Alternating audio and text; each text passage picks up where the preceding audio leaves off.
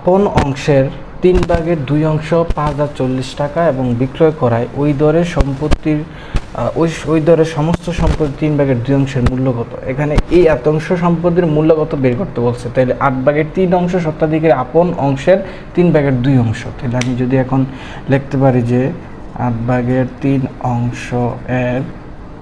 এর 3/2 সম্পত্তির মূল্য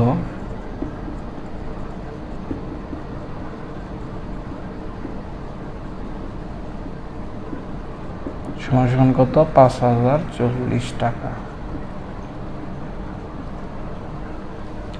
তাহলে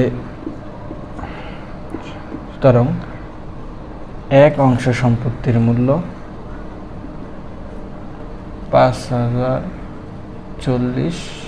এখানে দেখেন আমরা যদি 3 কাটা যায় তাহলে এখানে থাকে 4 × 8, তাহলে উপরে 1 নিচে 4, তাহলে এটা উল্টে যাবে, উপরে 4 চলে যাবে, নিচে 1, এত টাকা। সুতরাং কত অংশ চাইছে দেখেন এখানে 3/2।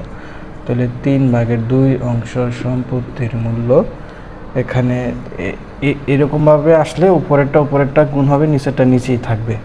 তো এখানে দেখেন 5,040 × 4 গুণ হচ্ছে 2 আর নিচে হচ্ছে 1 × 3।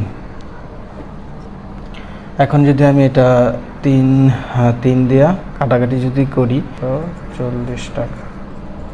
এটা হচ্ছে আমার উত্তর, 13,440।